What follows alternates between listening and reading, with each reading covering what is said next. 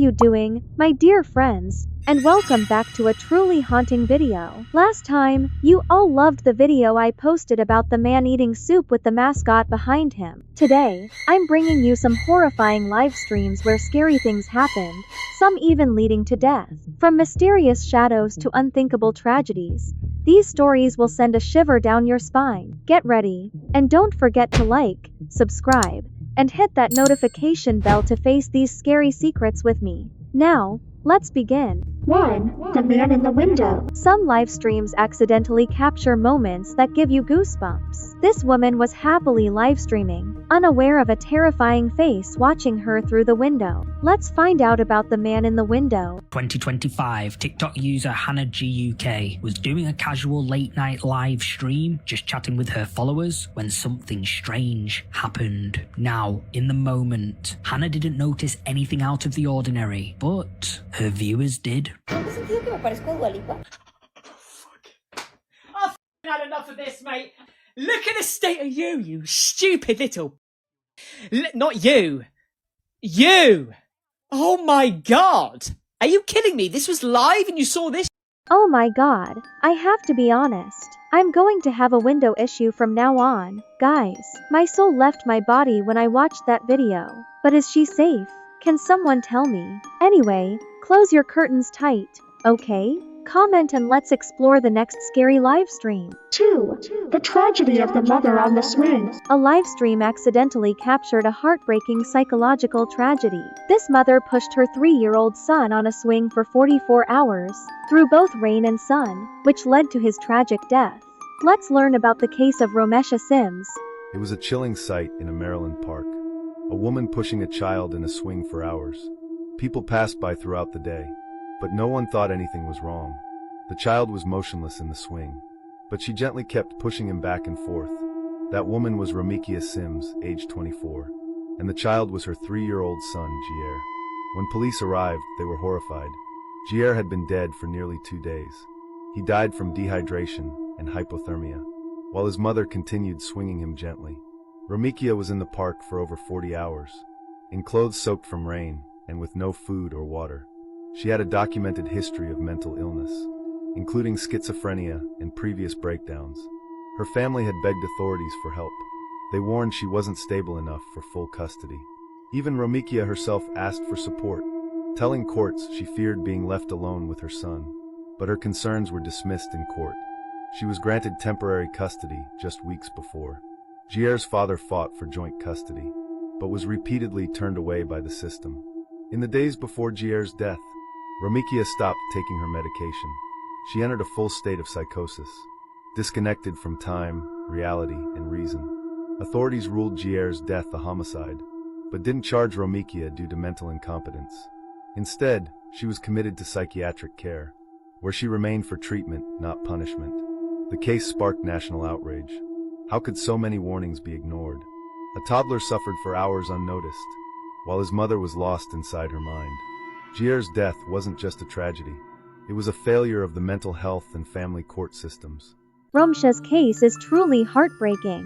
Mothers with mental illnesses are a real concern when it comes to raising children. But I believe you all here are loved very much by your parents, right? What do you think about this tragedy?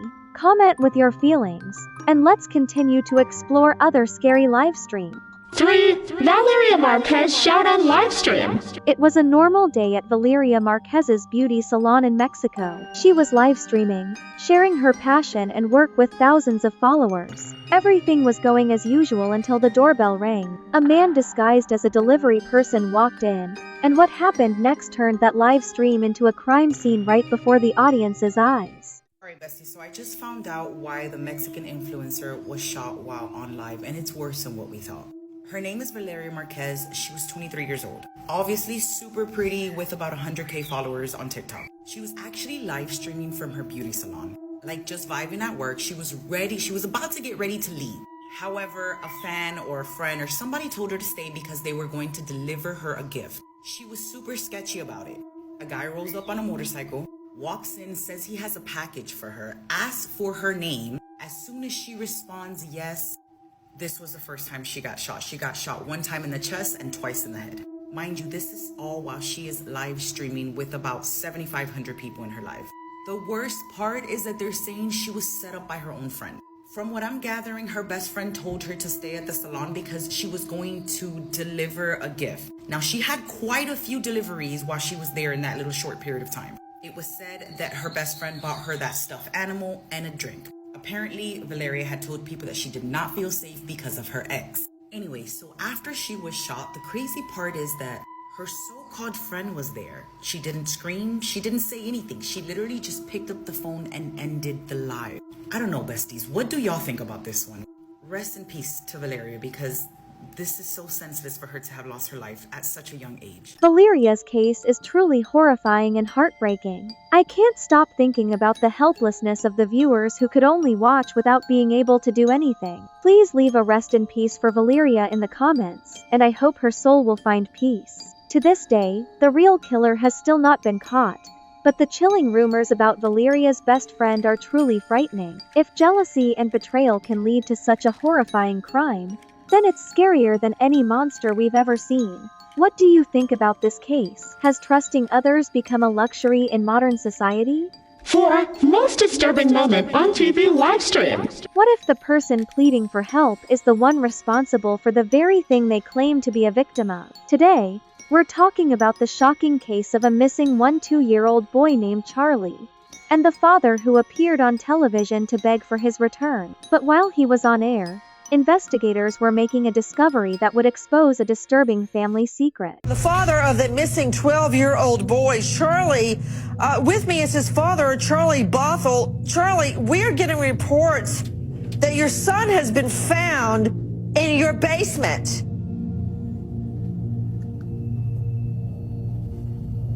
Sir?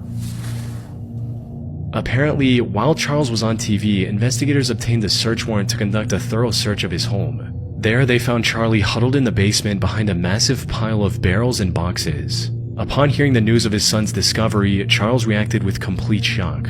How could your son be alive in your basement?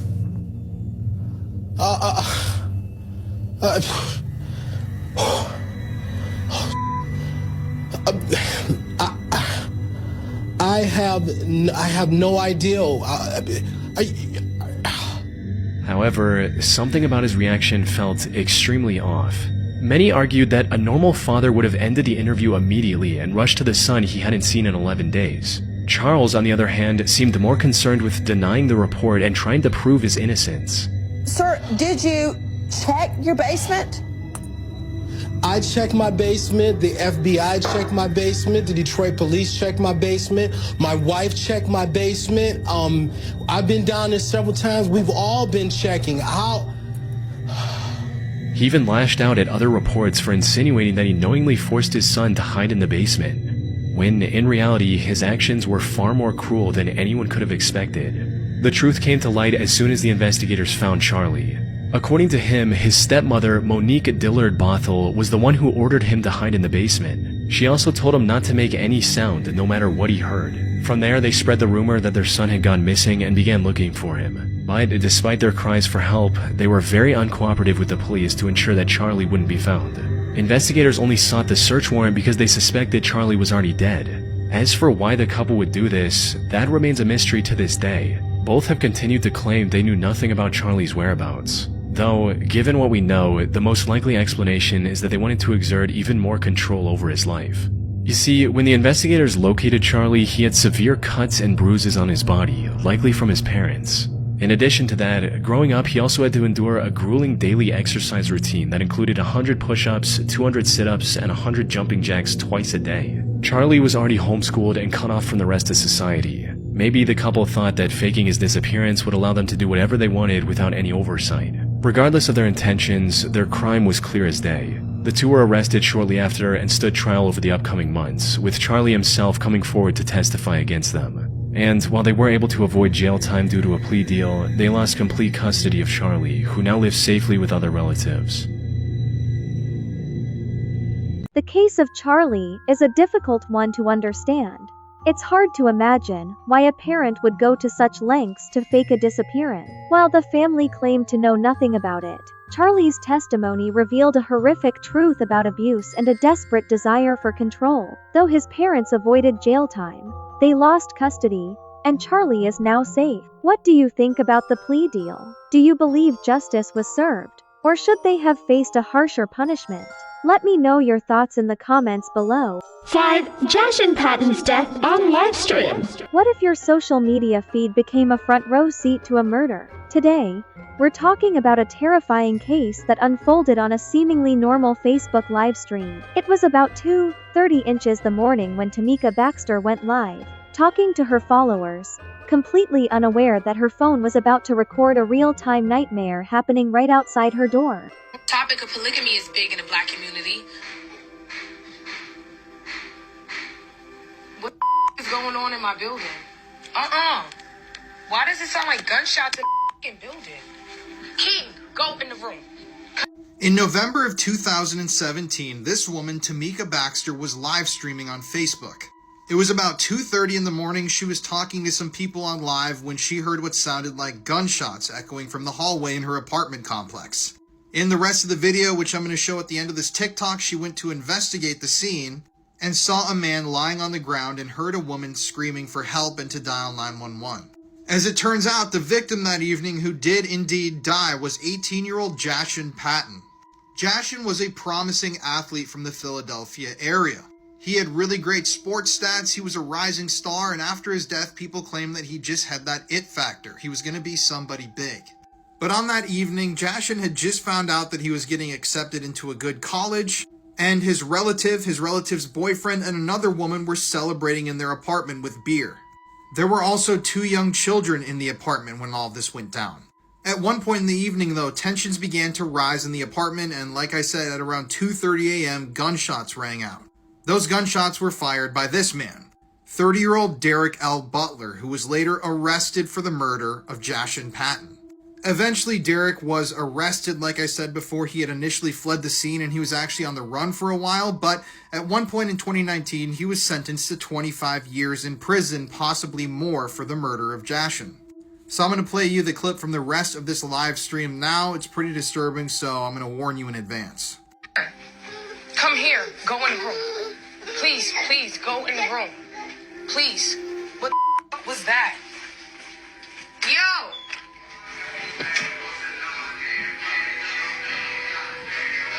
Is my neighbors fighting? It sounded like gunshots in my building. That's my neighbors, y'all.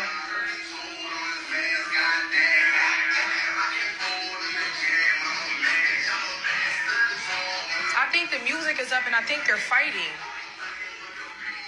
Oh my God, they're fighting in there. Should I knock on the door? Oh my God, they're fighting. Oh my God, they're fighting. Call 911. Call 911. He's saying call 911.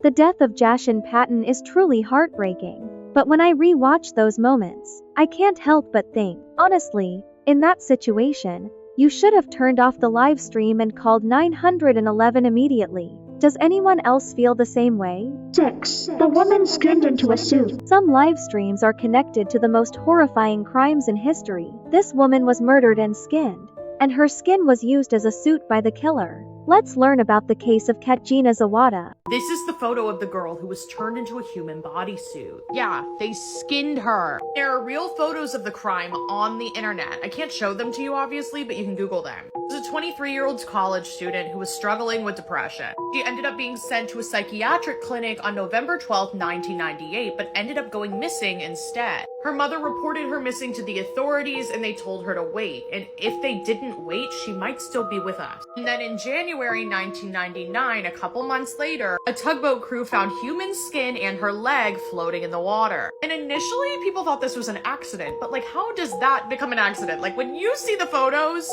that was no accident. But then they kind of realized, oh, someone deliberately removed all of her skin and fashioned it into a bodysuit. Very unfortunately, the case went cold for a really long time. And then in 2014 to 2017, there was a lead. Notice the psychological profile of this guy named Robert J. He had really disturbing tendencies. He worked at a zoology institute where he killed the rabbits with no explanation, and he fit the profile of the perpetrator. But there's no real evidence that says that he did this crime, so they ended up letting him go. Unfortunately, justice has not been served for her yet. Her killer has not been found. And if you want to see the crime scene photos, just Google Katarzyna crime, because they're too disturbing to show here. Over here for more content. Katarzyna's case is truly a nightmare. Are you afraid to think that a person like that is out there? Let me know in the comments, and let's continue to explore the next scary live stream.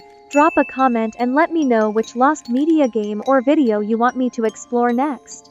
Don't forget to like, subscribe, and follow so I can keep protecting you from these creepy mysteries. Thanks for watching, my dear friends. See you in the next video. Bye.